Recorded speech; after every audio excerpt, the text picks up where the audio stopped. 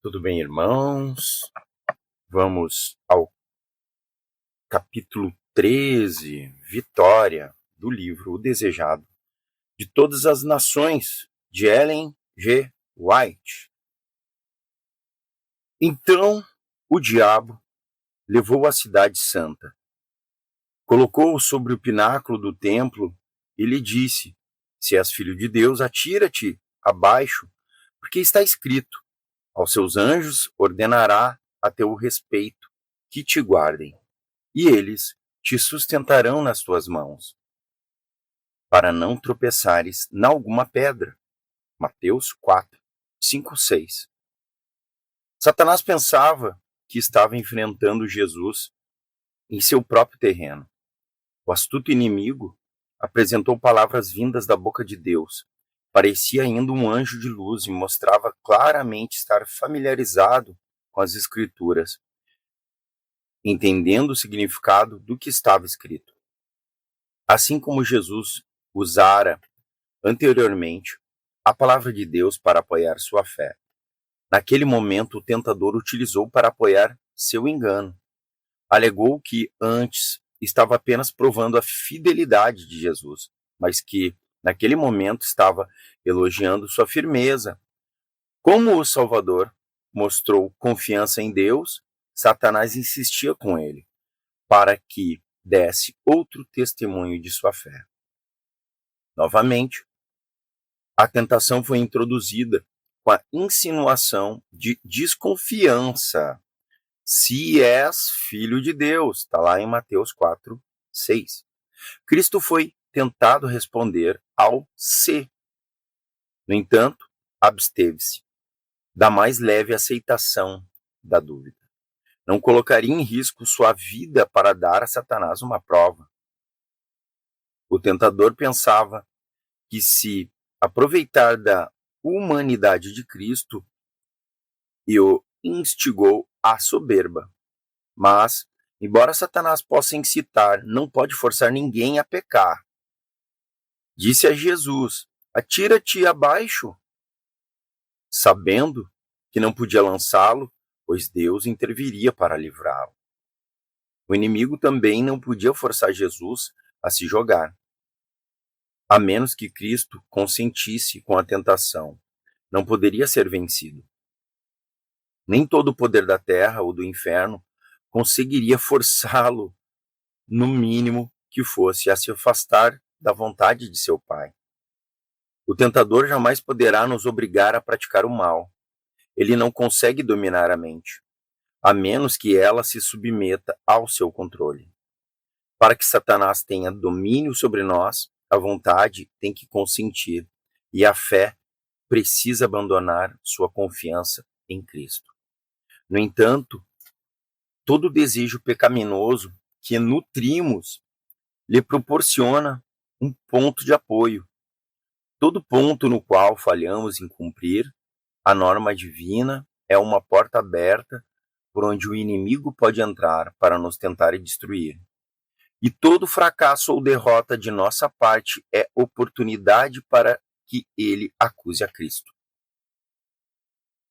Quando Satanás citou a promessa, aos seus anjos ordenará a teu respeito, Mateus 4, 6, omitiu as palavras, para que te guardem em todos os teus caminhos, que está lá em Salmo 91, 11. Isto é, em todos os caminhos guiados por Deus, Jesus recusou sair do caminho da obediência. Embora manifestasse perfeita confiança em seu Pai, não se colocaria sem que isso lhe fosse ordenado, em situação que tornasse necessária a interferência do Pai para salvá-lo da morte. Não forçaria a providência divina a vir em seu socorro, deixando assim de dar à humanidade um exemplo de confiança e submissão.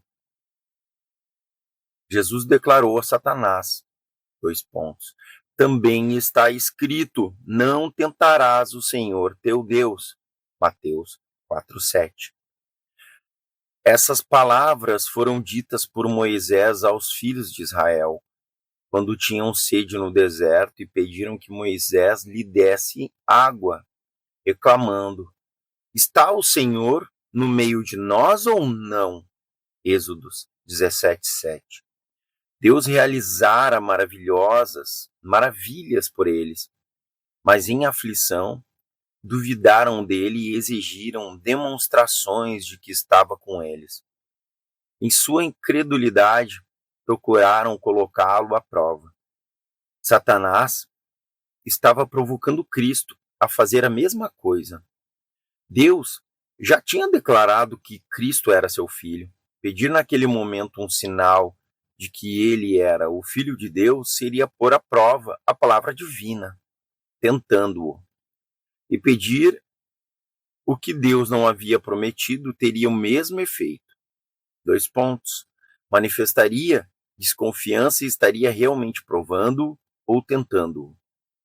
Não devemos apresentar ao Senhor nossas petições para provar se Ele cumpre sua palavra, mas porque a cumpre, não para provar que Ele nos ama, mas porque nos ama. Sem fé é impossível agradar a Deus, porquanto é necessário que aquele que se aproxima de Deus creia que Ele existe e que se torna galardoador dos que o buscam. Está em Hebreus 11:6. Porém, a fé não está de maneira alguma ligada à presunção. Somente aquele que tem verdadeira fé está seguro contra a soberba, pois presunção é a falsificação da fé realizada por Satanás. A fé reivindica as promessas de Deus e produz frutos de obediência. A presunção também reivindica as promessas, mas as usa como fez Satanás. 2 pontos. Para justificar a transgressão. A fé teria levado nossos primeiros pais a confiar no amor de Deus e a obedecer aos seus mandamentos. A presunção os levou a transgredir sua lei, crendo que seu grande amor os salvaria da consequência de seu pecado. Reivindicar a aprovação do céu sem cumprir as condições pelas quais a misericórdia é concedida não é fé. A verdadeira fé se baseia nas promessas e providências das Escrituras. Muitas vezes, quando Satanás falha em incitar desconfiança, consegue êxito em nos levar à presunção. Se consegue nos colocar desnecessariamente no caminho da tentação, sabe que tem a vitória. Deus guardará todos os que andam no caminho da obediência, mas afastar-se dela é arriscar no terreno de Satanás. Aí certamente cairemos. O Salvador nos ordena: vigiai e orai, para que não entreis em tentação. Marcos 14:38. A meditação e a oração nos guardariam de ir, sem ser solicitados, ao encontro do perigo, e assim seríamos salvos de muitas derrotas. Entretanto, não devemos perder o ânimo quando atacamos pela tentação. Frequentemente, quando nos encontramos em situação difícil, duvidamos de que tenhamos sido guiados pelo Espírito Santo de Deus. No entanto, foi o Espírito Santo que dirigiu Jesus para o deserto para ser tentado por Satanás. Quando Deus nos submete à prova, tem um plano a realizar para nosso bem. Jesus não confiou presunçosamente nas promessas de Deus, indo sem que lhe fosse ordenado ao encontro da tentação, nem se entregou ao desânimo quando ela veio.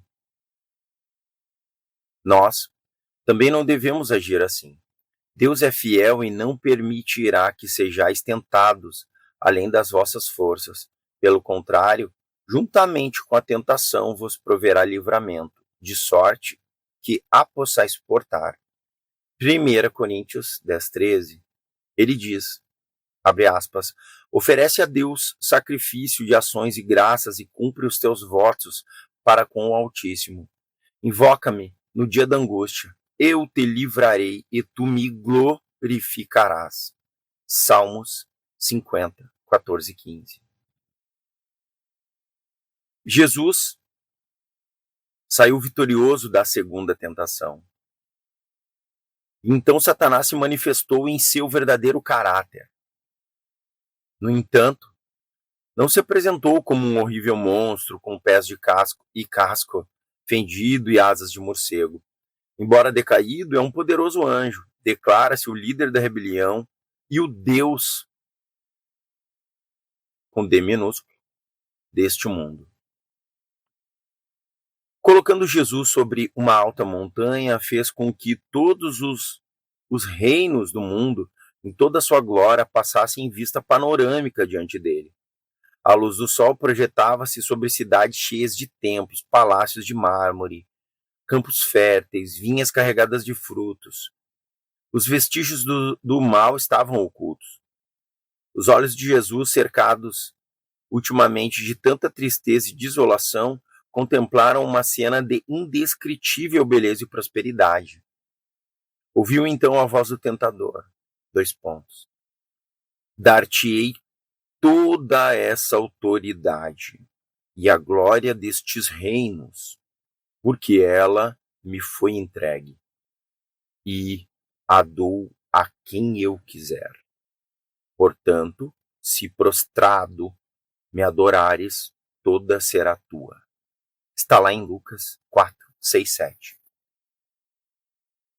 A missão de Cristo só poderia ser cumprida mediante sofrimento.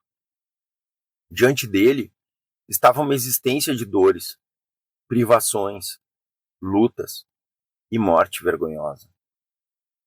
Devia carregar sobre si os pecados do mundo todo. Tinha que sofrer a separação do amor do Pai.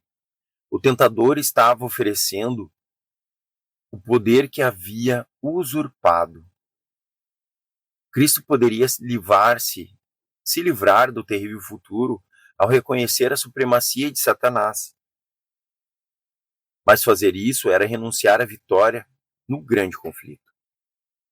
Satanás pecara no céu exatamente por buscar exaltar-se acima do Filho de Deus. Se ele prevalecesse, significaria o triunfo da rebelião. Quando Satanás declarou a Cristo, o reino e a glória do mundo me foram entregues, e eu os darei a quem eu quiser. Falou só uma parte da verdade, e disse isso para servir ao seu objetivo de enganar.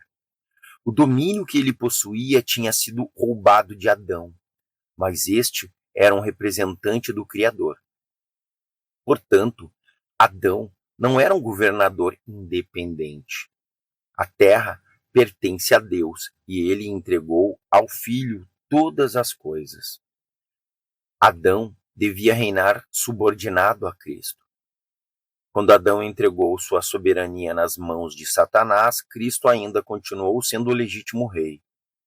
Assim disse o Senhor ao rei Nabucodonosor, entre aspas. O Altíssimo tem domínio sobre o reino dos homens e o dá a quem quer.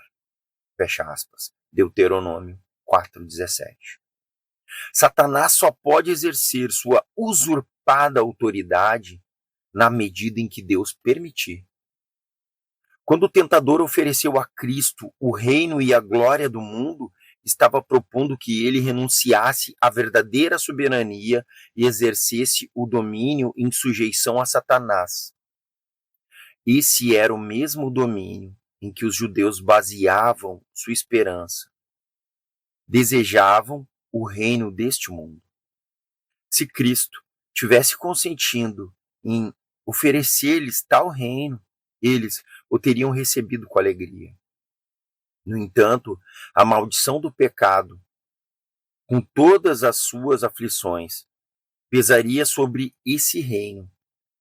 Cristo disse ao tentador, abre aspas, retira-te, Satanás, porque está escrito, ao Senhor teu Deus adorarás e só a ele darás culto.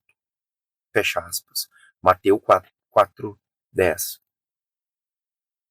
Os reinos desse mundo foram oferecidos a Cristo, porque aquele que se revoltara do céu, com o objetivo de comprar sua homenagem aos princípios do mal. Entretanto, ele não seria comprado. Viera para estabelecer o reino da justiça e não renunciaria a seu plano. Com a mesma tentação, Satanás se aproxima das pessoas e com elas consegue ter êxito. Oferece-lhes o reino deste mundo com a condição de reconhecerem sua supremacia. Exige que sacrifiquem a integridade, não ouçam a consciência e tolerem o egoísmo.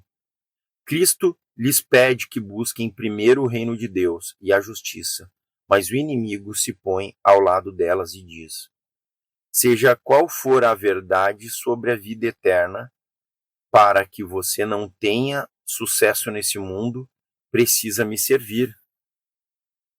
Eu tenho nas mãos seu bem-estar. Posso lhe dar riquezas, prazeres, honra e felicidade. Atenda ao meu conselho. Não se deixe levar por essas ideias estranhas sobre honestidade ou abnegação. Vou preparar o caminho para você. Dessa forma, multidões são enganadas. Consentem em viver servindo ao próprio eu. E Satanás fica satisfeito. Enquanto seduz essas pessoas com a esperança do domínio mundano, obtém controle sobre a mente delas. Oferece aquilo que não lhe pertence e que em breve lhe será tirado. Em troca, ele as ilude sobre o direito delas à herança como filhos de Deus. Satanás questionou se Jesus era filho de Deus. Na maneira direta como foi expulso, teve a irrefutável prova. A divindade irradiou através da humanidade sofredora. Satanás foi incapaz de resistir à ordem. Torcendo-se de humilhação e raiva, foi forçado a se retirar da presença do Redentor do mundo. A vitória de Cristo não foi completa como tinha sido o fracasso de Adão. Assim, podemos resistir à tentação e forçar Satanás a se retirar de perto de nós. Jesus obteve a vitória por meio da submissão e fé em Deus. E por meio do apóstolo, ele nos diz: sujeita-vos, portanto, a Deus, mas resisti ao diabo, e ele fugirá de nós. Chegai-vos a Deus, e ele se chegará a vós outros. Tiago 4, 7 e 8.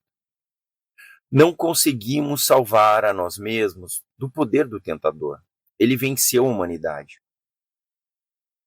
E, quando tentamos resistir por nossa própria força, logo nos tornamos presa de suas armadilhas. Entretanto, abre aspas, torre forte é o nome do Senhor, a qual o justo se acolhe e está seguro. Fecha aspas. Provérbios 18:10.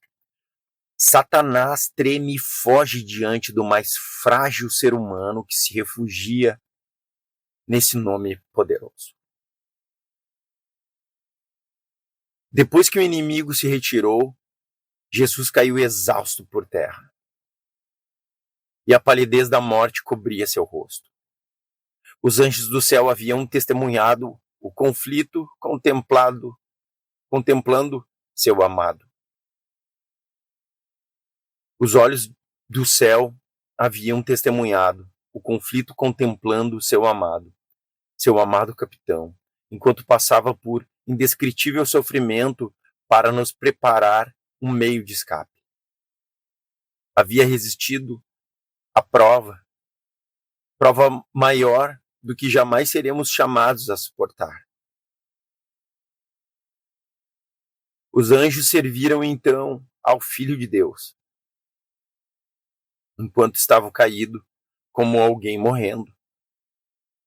Foi fortalecido com alimento e confortado com a mensagem do amor do Pai, e com a certeza de que todo o céu triunfara com sua vitória. Reanimado, seu grande coração se encheu de compaixão pelo ser humano e saiu para completar a obra que iniciara, para não descansar enquanto o inimigo não estivesse vencido e nossa decaída raça estivesse redimida. O preço de nossa redenção jamais poderá ser avaliado, enquanto os remidos não estiverem com o Redentor diante do trono de Deus.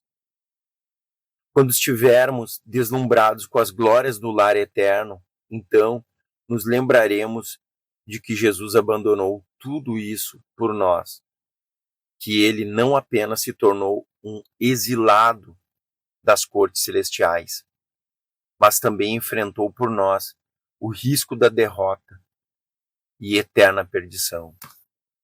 Nesse momento, lançaremos nossas coroas aos seus pés, entoando o cântico, entre aspas.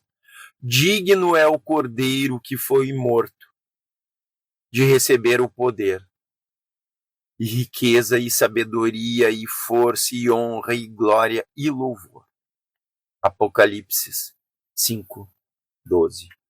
Fim do capítulo.